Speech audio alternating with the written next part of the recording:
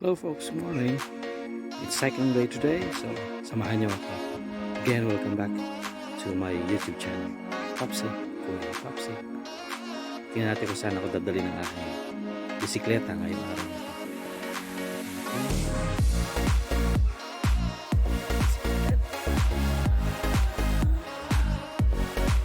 Let's!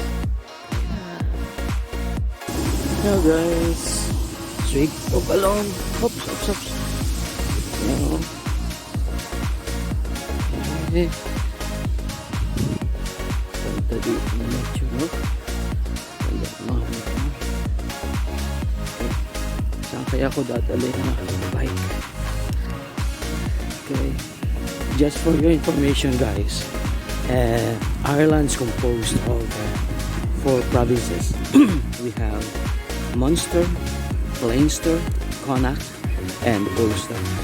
At ako po ay nasa Leinster, nasa Dublin. Dublin is part of Leinster. And in Dublin, we have different counties. So ako po ay nasa Swords County Dublin. Okay? So, folks, like sa Pilipinas, meron tayong Luzon, Visayas, at Mindanao. Okay? So, wait. Okay. Saan ako dadalhin ito? So, this is the typical houses in the county. Ireland. So, maybe this will help you to decide if you want to work and live here in Ireland. Okay.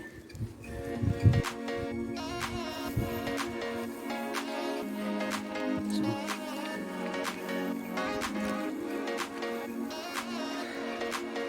of course, if you're living in the city center, it's more urbanized, you know.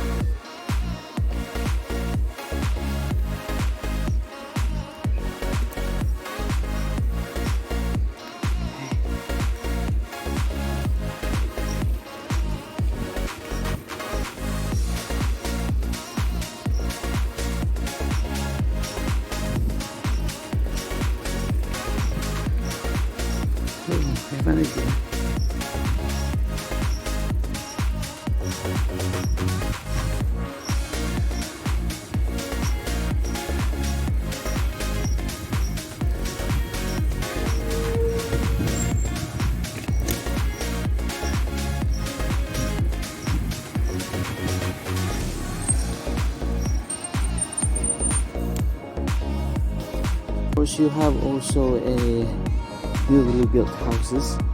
This is the modern type of accommodation here. Yeah, I like living here in the county or in County Dublin because of the space, the environment. It's like if you really like nature, you love nature, then you have to choose the counties because it's very relaxing and somehow you will feel that the spirit of Philippines, or if you are especially living in Ibayo like me, I am a farmer son, so you will love it, and somehow it's a stress relieving factor, you know, unlike if you are in the city center and there are tall buildings and really magulo doon and very small space. So that's why I like to live here in County Dublin. I really admire how the local government, you know, supports the agricultural sector here in Ireland. So as you can see, these are the vegetation there, you know. So the local government and the national government really supports the farmers here. This is what we need in the Philippines. Later I'll show you. Later I'll show you my lupang sinilangan sa Anabu, Imus, Cavite. Ragatan, Pasumbuaya, Anabu, Imus, Cavite. So,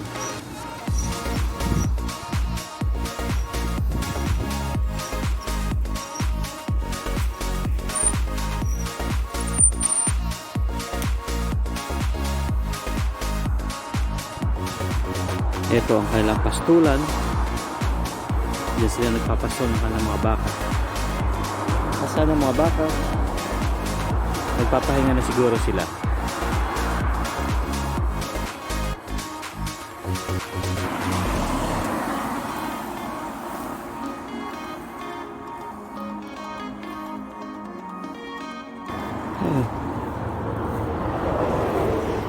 Gandang pagmasdan po. Oh.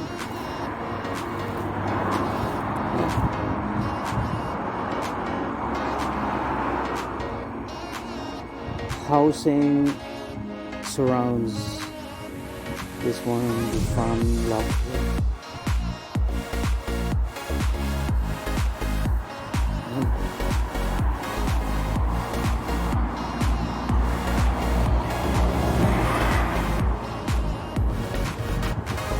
Gandang pagmasdan.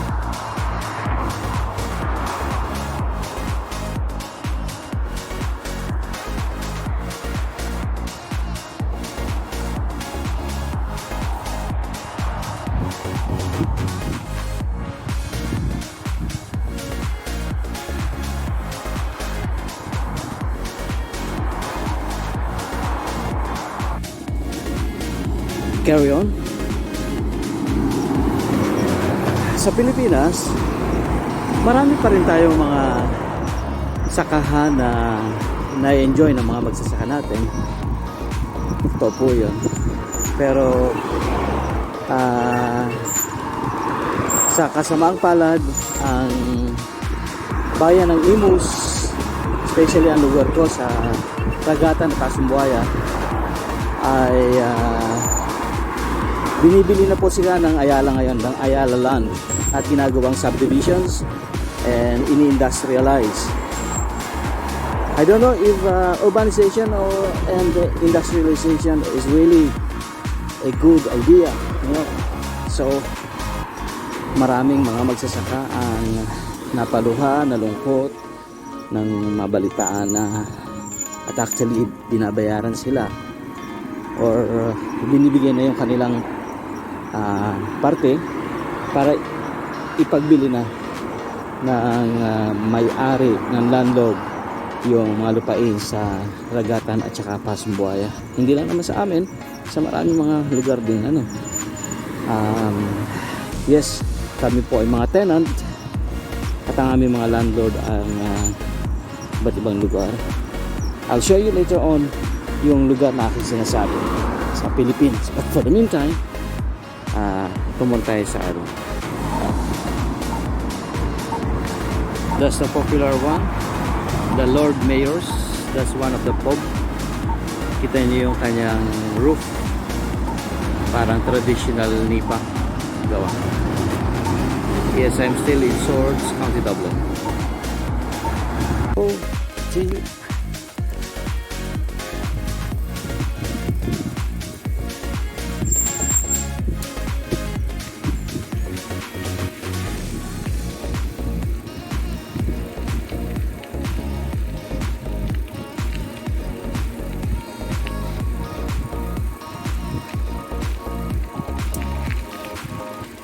The county councilors were here trying to maintain the park here where people or the residents or tourists can enjoy walking or cycling. Ang creek.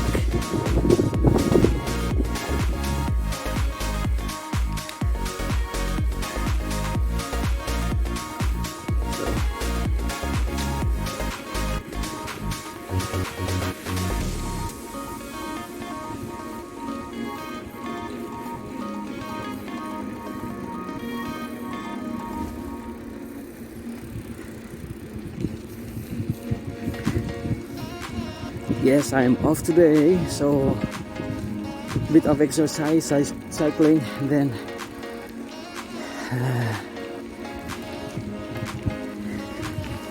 trying to distress the stress, relieve the stress from work. So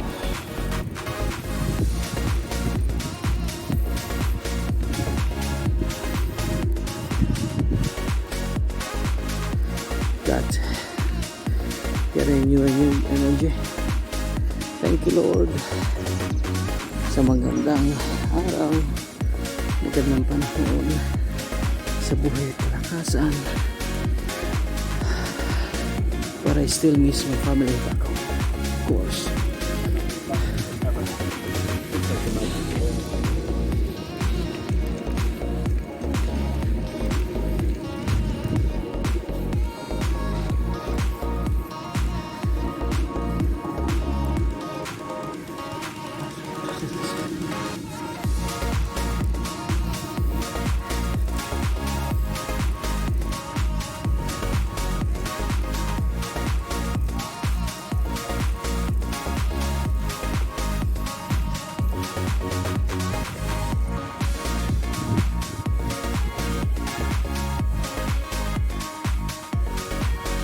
Ilat Creek.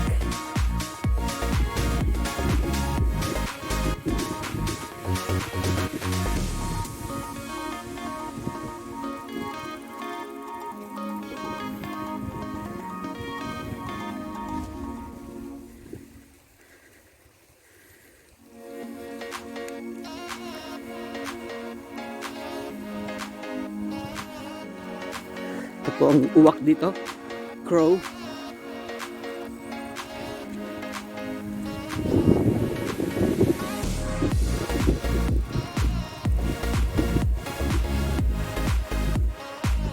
Paligo sila maaso dito sa creek.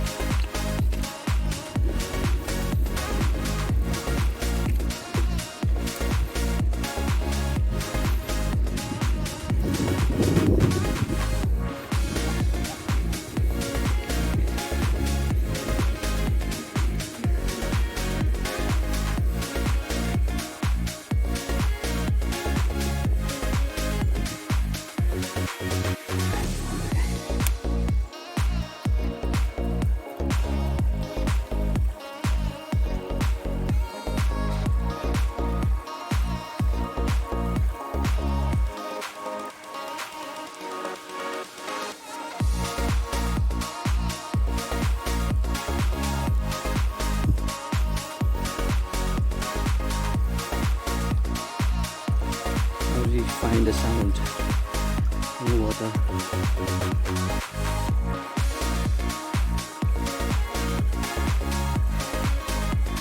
How do you find it? This one is quieter.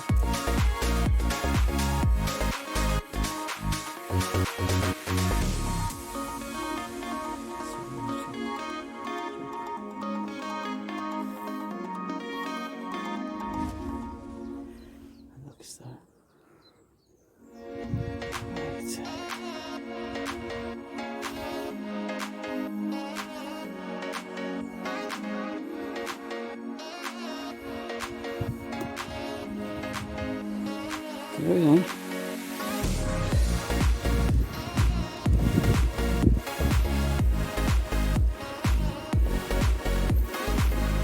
Bonnet po ako kasi medyo narinigan ako ng ulo. Alam nila ang Mr. Baldwin.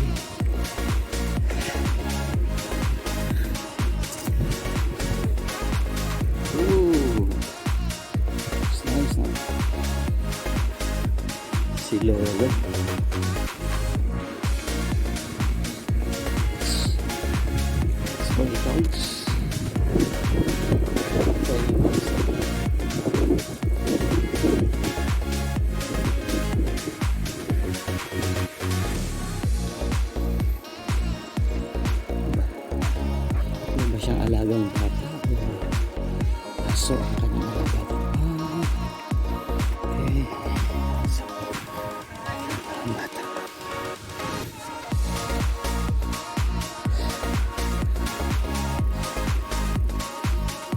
sad, empty.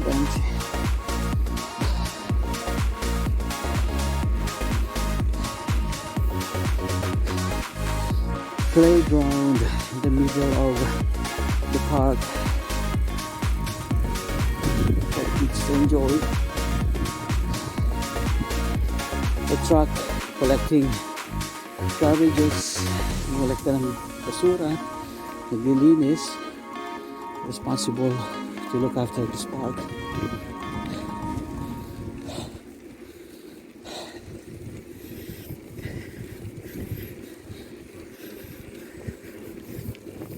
Lolo, ngiti-ngiti lang.